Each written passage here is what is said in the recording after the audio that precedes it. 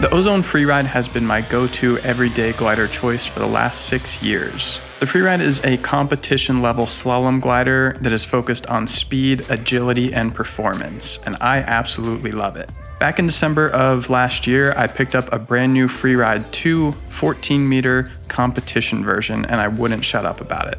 It was faster, more agile, more fun, more extreme, and since then, I've put a lot of hours on it in every different maneuver possible. So in this video, I want to bring you an official, comprehensive review of the Freeride 2 and hopefully explain why the Freeride has been my go-to choice for the last 6 years.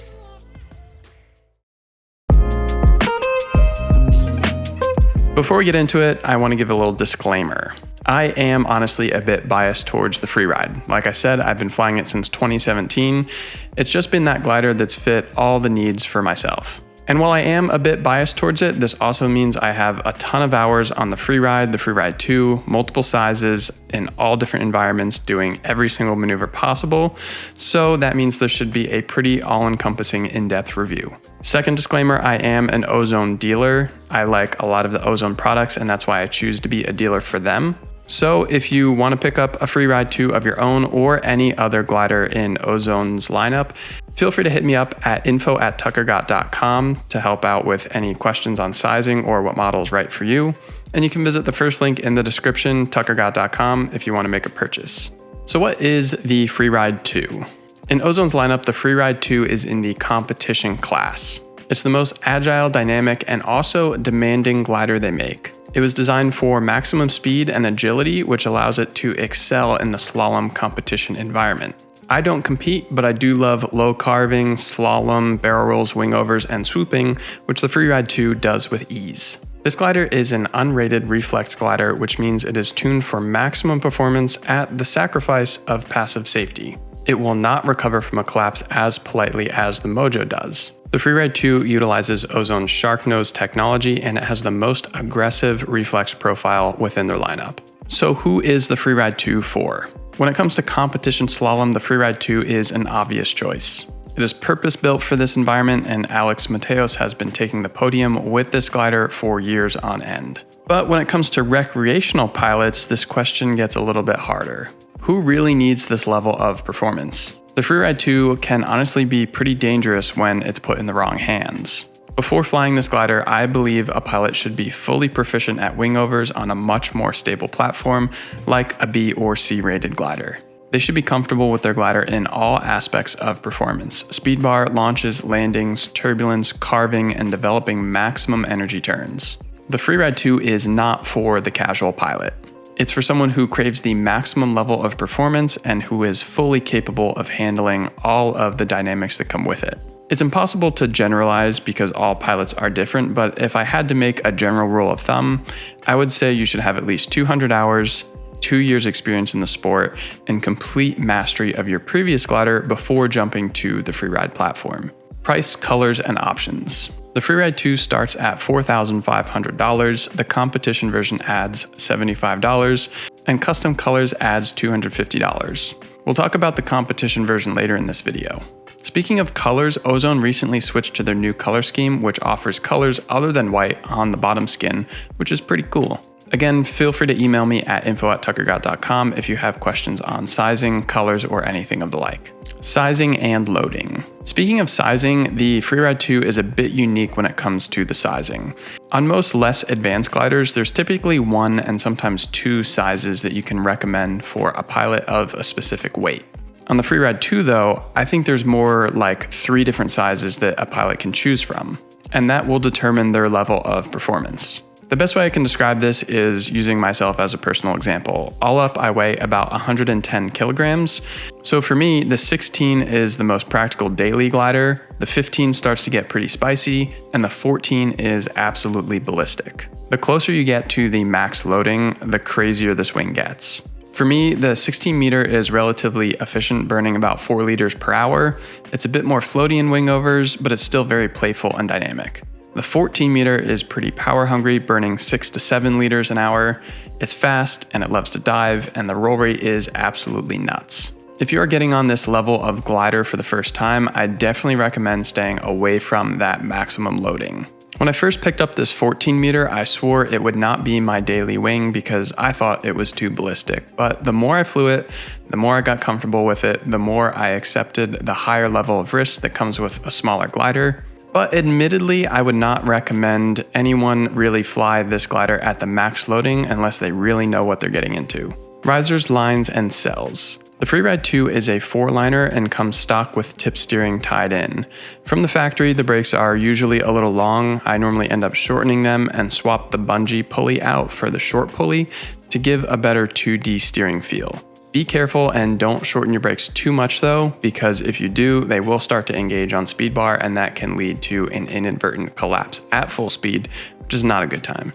The Freeride 2 offers Ozone's new risers. This means the brake toggles are the plush neoprene, the magnets use the secure snap system, and the malleons use the new line keepers.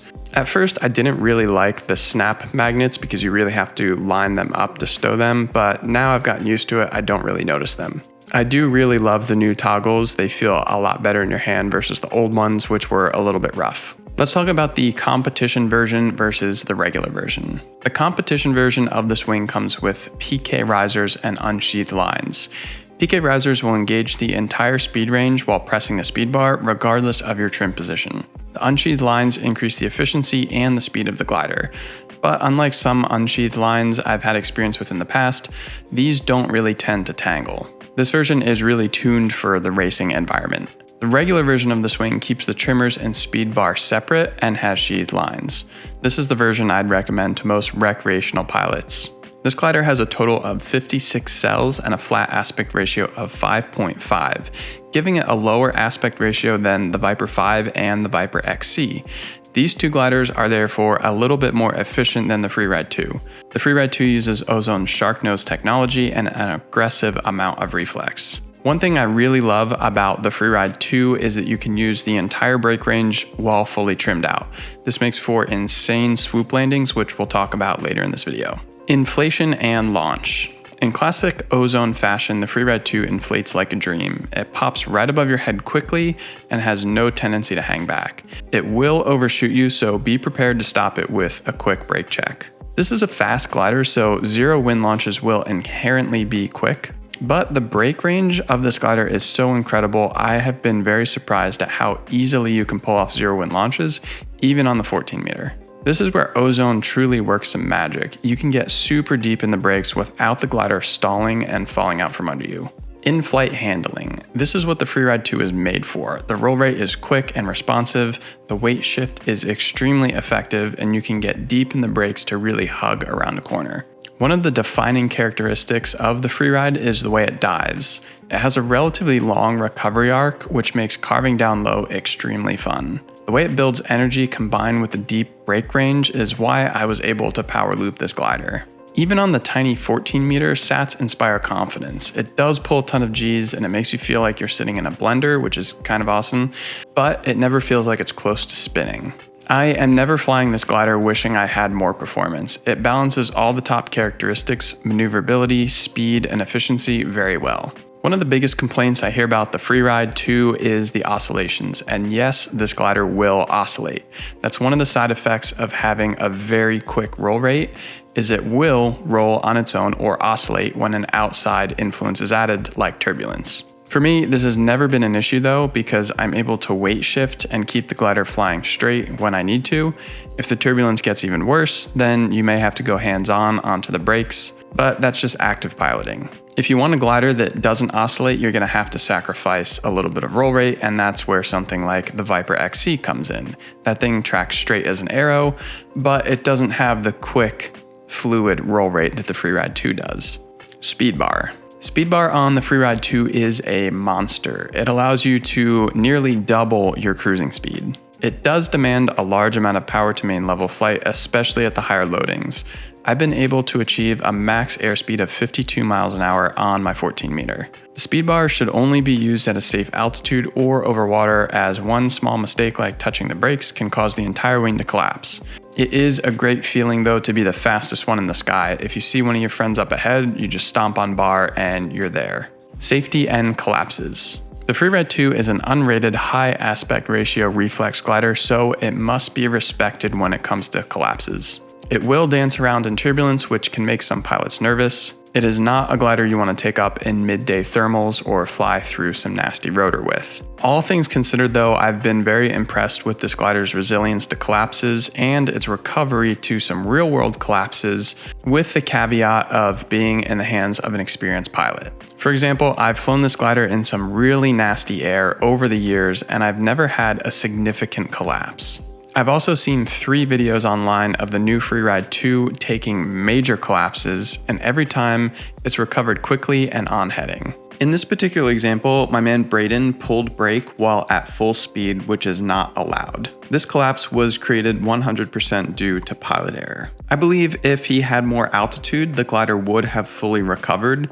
Luckily, Braden was completely uninjured, and you can see the full evaluation of this incident linked in the description. I don't at all want to imply that this glider is safe or will always recover from collapses in a nice manner, but seeing these videos has inspired a lot of confidence in the worst possible scenarios. Landing. Landing the Freeride 2 is incredibly fun, especially at higher wing loadings and especially while trimmed out. This glider will build energy in a swoop turn, which allows you to come in super fast with a ton of energy. The flare is incredibly powerful and does not stall out at the very end. This is one of my favorite things about the 14 meter. Trimmed out, it is incredibly ground hungry. You can just dive it at the ground and it builds speed without wanting to porpoise up. Cons. It's hard to come up with any legitimate cons because I truly think this glider balances all aspects of performance pretty well. But depending on the pilot, you may consider the oscillation habits a con. Some people don't want this glider for that specific reason. The long recovery arc can also be considered a con depending on what you value. I find that shorter recovery arcs are sometimes more fun in wingovers, and longer recovery arcs are more fun while carving down low to the ground. I would say the inherent risk associated with flying a high performance glider like this could be considered a con. You must be a skilled pilot to handle something like this, and you do want to respect it and not fly it in conditions that are inappropriate. Conclusion. If you're a pilot at the top of your game that's seeking a maximum performance paramotor wing, the Freeride 2 may be the choice for you. There's definitely a reason why I have chosen the Freeride as my main daily driver for the past 6 years. The best way I can describe it is it just strikes the perfect balance of every performance category needed. Speed, agility, maneuverability, slow flight, fast flight, SATs, barrel rolls. It does everything really, really well at a very high level.